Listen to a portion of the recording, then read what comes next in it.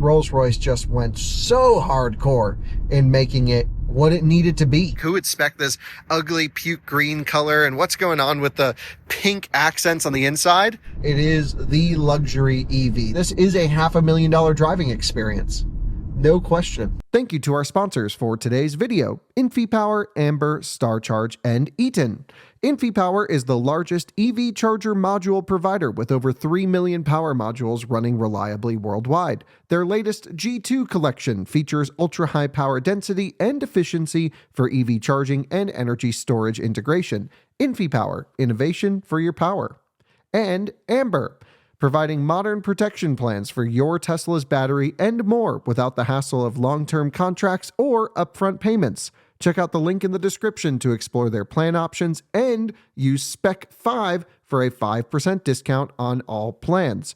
This video is also brought to you by StarCharge, the largest EV charging manufacturer in the world, and is also a provider of residential and commercial battery storage and microgrid solutions. And finally, Eaton. Eaton is a one-stop shop for implementing reliable and innovative EV charging infrastructure at your site. Across all applications, Eaton's EV charging infrastructure, hardware, and software gives you the scalability, flexibility, and intelligence you need to charge today and scale up tomorrow. Learn more at eaton.com/EVCI. Hello, good afternoon, and welcome back to another Out of Spec Reviews video, and welcome back again to the Rolls-Royce Spectre. This is the electric Rolls-Royce. It's actually been a whole year since I've been in this vehicle. We've run it through our charge testing, efficiency testing, everything like that. We still haven't done every test I want to do with it, but about a year ago we did a full in-depth hour-and-a-half long first drive experience in the Spectre. We had an absolute blast, and well, I have the unique opportunity to drive another one, and there's no point to this video other than having you guys just join me for a drive in the Rolls-Royce Spectre as a refresher, as the benchmark of quietness and suppleness going down the road. So join me for a drive again in the Rolls-Royce Spectre.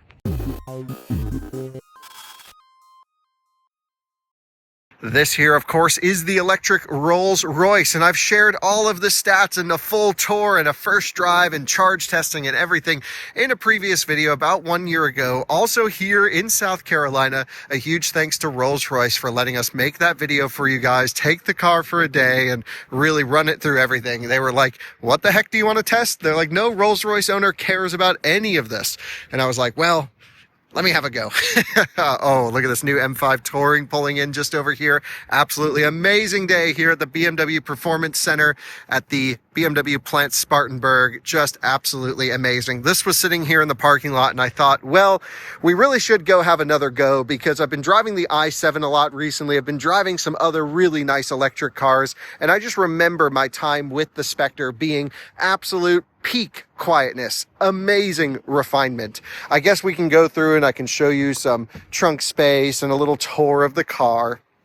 Of course, there's room for your golf clubs, and we've now seen a few owners take delivery of their Spectres here on YouTube and other places, and it is certainly a car that I would love to end up in my garage one day, but probably never going to happen. It is just such a cool vehicle. And, you know, I have to say, I'm sure a lot of you are commenting like, what is wrong with this spec? Who would spec this ugly puke green color? And what's going on with the pink accents on the inside? But I love it. I think this is the spec to have. I think it's absolutely amazing to have this contrast right here. The almost green matching the exterior paint with the pink accents and the white. I know it's not everyone's taste, but I actually would spec one maybe identical to this. It works perfectly for me. Any car with the spirit of ecstasy on the front of it is going to be a refined driving experience, and no question this certainly is. So let's quantify what the Rolls-Royce Spectre is before we go on a drive. First things first, the range. Well, this is a car that's probably only going to be driven a few hundred or maybe even a few thousand miles at most per year. So range doesn't matter too much, but you're looking in the mid 200 mile region. It has just over a a 100 kilowatt hour battery pack, which at the time Rolls-Royce was telling me was different than the i7 battery, but as far as I can tell, it had very similar capacity and performance characteristics. Here in the charging port, you have your J1772 48 amp onboard charger with 200 or so kilowatt peak DC charging. Maybe it does charge a little bit better than the i7 now that I'm thinking about it. We definitely did see 200 kilowatts, and I did do a charging test from 0 to 100% on one of these in our review. I definitely showed up at, I think it was a Walmart or a Sam's Club in the middle of the night and charged a Spectre, which was hilarious. It's just an awesome vehicle. It's a bespoke chassis just for the Spectre. It is not related to any other Rolls-Royce model, has the powered doors as you would expect, has the umbrella built into the side as well, and it is a vehicle that actually is selling quite well. I've seen a few of these on the road in LA. I've seen some photos of them in Texas and areas where Rolls-Royce is kind of popular. This is doing well, and I'm really glad to see it, because for me, an electric powertrain is perfect for Rolls-Royce. You want the smoothest, quietest, most, I would say, removed driving experience. This certainly is it. But if you watched our review, it actually can hustle too. This thing can boogie if you want it to. It's fast. It's pretty crazy. So it's just, everything is high quality. When it looks like metal, it's metal. It's absolutely wild. And this one, I don't know what the spec of this particular car is. I'm going to see if I can pull up a window sticker for you guys, because this thing's got to be 600, maybe more. I don't know. It's a lot of money. Guys, the Spectre is really a special experience, so I ditched the hoodie just in respect of the Rolls-Royce brand. Anyway, you join me in the Rolls-Royce Spectre. Let's fire this one up. It's got 3,149 miles. I think they've been full charging this one like every day. And the same things I remember. Steering wheel doesn't come out far enough, but still that big, thin spoke wheel that's so traditional with Rolls-Royce. The iDrive system that's very similar to like previous generation BMW stuff, but who cares? It just needs to kind of just work and do its thing and stay out of the way. Of course, it's got all the same charging settings, route planning that BMWs have. I have seen a surprising number of these at DC fast chargers. I kind of thought we'd never see a Spectre at a DC fast charger, but then like you do, and I have, and that's kind of interesting. So anyway, we've got the column shifter. We'll get the AC kind of going in here, and maybe even go for a little bit of a cooled seat action. And we're just going to cruise in this car and talk about luxury electric vehicles. You know, a lot of you have been asking us to cover more affordable vehicles here on this channel. And well, that's, yeah, that's why we're driving the Rolls-Royce Spectre.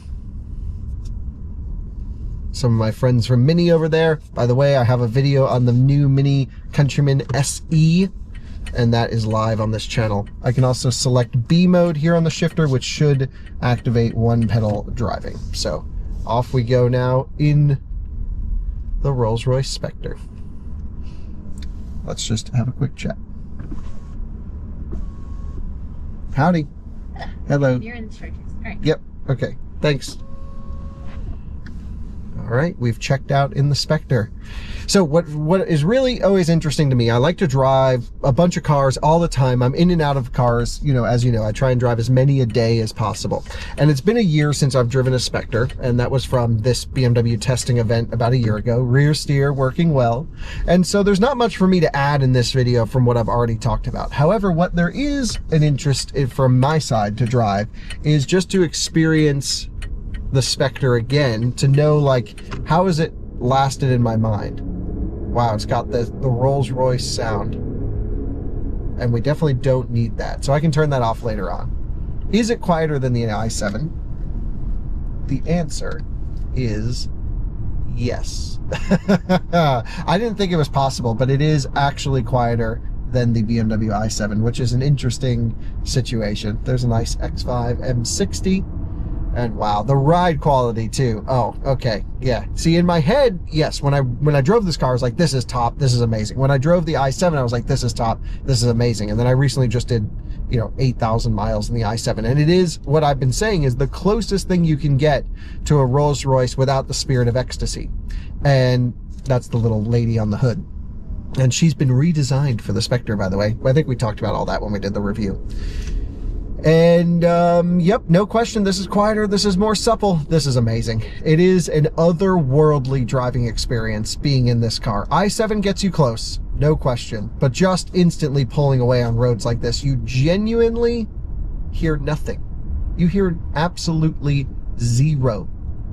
The only thing that makes the most amount of noise is the the Rolls-Royce sound that gets piped in, which I can come here and go to driving settings, boom, and then we can turn off the Rolls-Royce sound.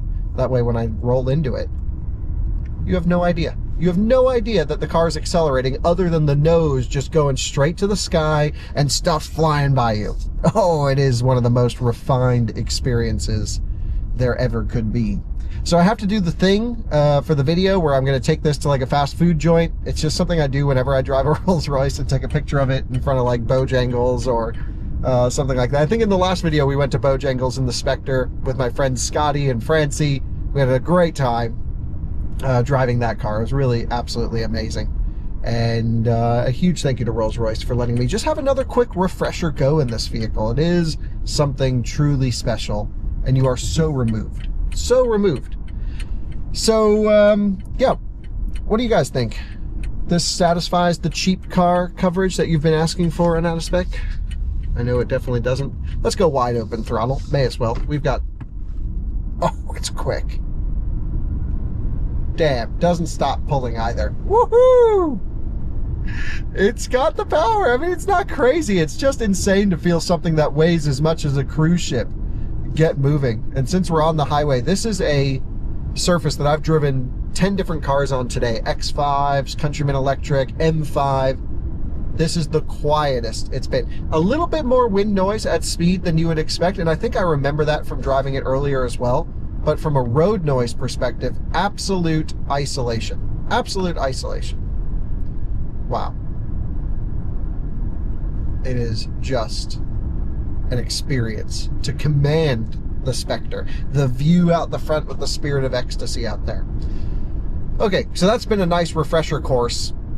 I thought maybe we could talk about electric as well, just in the context of so many different segments that are out there. So the Spectre, of course, is an amazing vehicle. It has no competition. It is the luxury EV. The only thing that's in this price category, and usually there are even a bit more money than this, are like the supercar electrics, Rimats, stuff like that.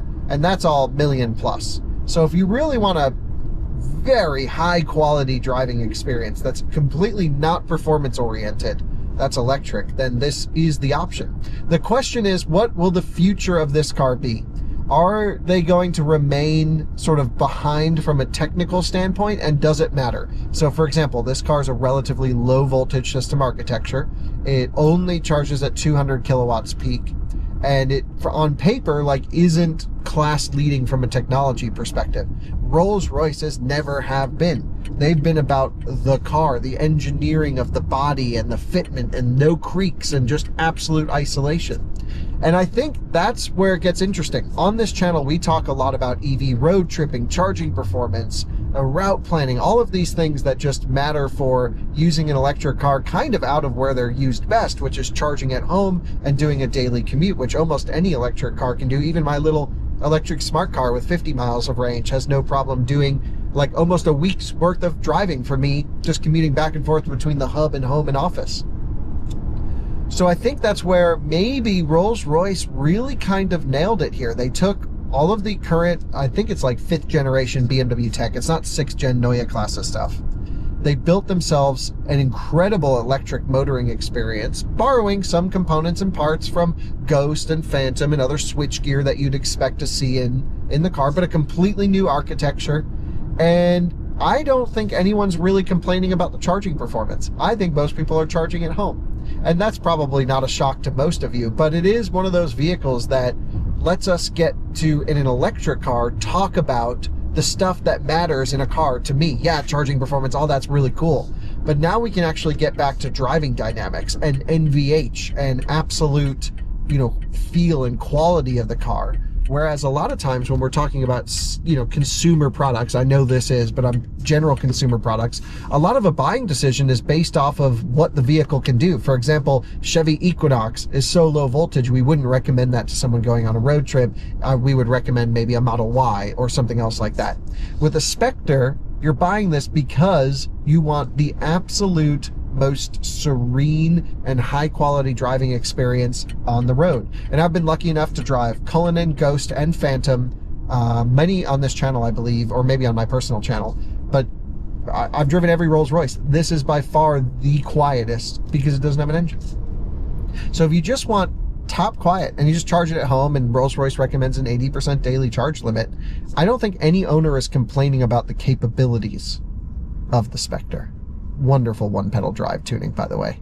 It's so perfect. Oh man, this is such a nice car. It's just like, don't change a thing. They could just make this for the next 50 years. It has all the capabilities anyone really needs. I would suggest they put a NACS port on it, J3400, just to make it easier to plug and unplug, and of course give it access to the supercharger network. But just rolling into the throttle gently, cruising around Rolls-Royce style. It's like they made a car, they never have to update it. And if they did update it, no one would get a benefit because no one's actually using them outside of the home charging experience. By the way, you guys will find this funny. I was talking to Rolls-Royce, and also I've heard this from a few different people, but I confirmed it. There is like a surprisingly high percentage of Spectre owners that have installed DC charging at their house. Why? I have no idea. Just level 2 charge it. But that's a thing. Absolutely hilarious. Now, it may not be as expensive as you're thinking. I just bought a DC charger for $1,500, a Tritium, a used one, so it's like, okay, maybe not the end of the world. But I think some of these people are buying like ABB 50 kilowatt chargers and just putting them in their garage and putting a, you know, a 3-phase transformer in so they can power it. Just hilarious. Wow, what an experience it is to drive the Spectre again. And I've absolutely loved having a go in the car for a final time. Hopefully not a final time. The question is, what will future values of Spectre be? Is this car going to get, the power is just amazing. It's not fast, but it's just torquey, and you get the sense of the nose lifting. Oh, it's amazing. What's the future of this car? Are they going to depreciate? Well, because like you can buy a Ghost from like 10 years ago for 70, 80 grand all day long. Phantoms, first generations are, you know, in that same price range. You can get a nice one for 100, 110, 120. What's the future of this? Are these going to depreciate more because it's electric and less desirable? Or will they depreciate less because in fact it's electric, which makes it more desirable from a luxurious standpoint? I kind of could see it going either way. When these cars first came out, I thought, well, no Rolls-Royce owner is going to be interested in that. It's electric. They don't want to think about it. They just want, you know, stick with the, you know, 6 3/4 liter V12 turbocharged, and that'll be it. But I'm now kind of rethinking the future of Spectres, and I've noticed the prices have remained strong. You know, you can get one for $550 all day long, but not really much, nothing under $500 that I've seen in recent memory. So you're still talking $500,000 or more for one of these things. And it's not like they're mass producing them. They're producing quite a bit of them. But I think people who have bought them have been like very impressed. They're reliable. They're incredibly high quality.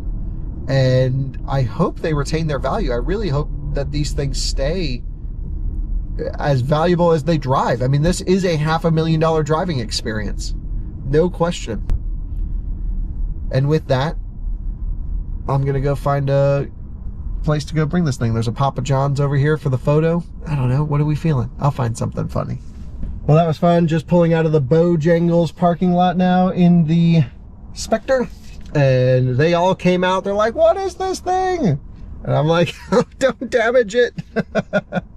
But yeah, they all checked it out. They thought it was cool. So hard not to. It is cool to see the positive reactions you get from people. You know, it's interesting because when I drive the Cybertruck around, so many people are like, F you, screw you, that sucks. But with this one, people are like, oh, dang, what do you do for work? And I'm like, I make YouTube videos. They're like, oh, damn, YouTube must be doing well. And I'm like, no, it is doing well, but not Spectre well. I'm just borrowing this one.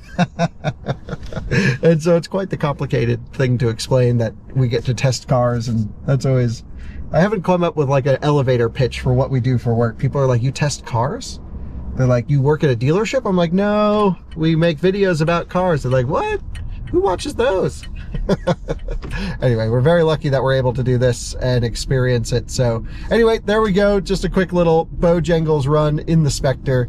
Now back to the Performance Center, and I'll share my final thoughts and how the car is sort of, you know, held up and remained relevant in my head this whole time as a benchmark vehicle for NVH and road noise. So, final thoughts after experiencing the Spectre again. It's always a treat to be in this car, and it's one of those cars that just is so easy to drive. Even though it's absolutely massive, the view out the front makes it very easy to place on the road. All of the inputs are just tuned to perfection, so it's just like you're driving an incredibly oozing with high quality vehicle that I can't say enough good things about it. I mean, it really is hard to put into words what it's like to experience and drive a Spectre, especially from someone who covers all of the EV sphere. This is a unique experience not found in really any other car. And to me, that is what I love so much about this thing, is that Rolls-Royce just went so hardcore in making it what it needed to be. And, you know, I could go on and wish it was a 4-door model and, you know, of course, wish it was less expensive. But I think it is great that they've been able to sell, that they've been desirable, and that people who buy them are really loving them. Jay Leno loves his. Robert from Shark Tank has one. I hear him rave about his all the time. And, you know, it's just people who expect the best buy Rolls-Royces. And this delivers an even higher product than the expectation. It's unbelievable. Can't be put into words, and it's always a treat to have a go. So there we go. You just joined me for another beautiful South Carolina cruise in the Rolls-Royce Spectre. It definitely does not blend in well here. Everyone looks at you like you're crazy, but they're excited to talk to you. No one's mad. They're just like, whoa, that's so awesome. And I love the spec on this one. I will never apologize for loving the spec on this car. It's absolutely wonderful. So thank you so much for watching, and we'll see you on another one again soon. But a great refresher that this is still the quietest, the smoothest, the most refined car I've ever driven. An i7, even though it's absolutely amazing and better than everything else, except this doesn't come close to this car. This is a whole nother level. So select one pedal driving. Steer with the tips of your fingers, and I'll see you on another Out of Spec Reviews video sooner than you think. Bye-bye.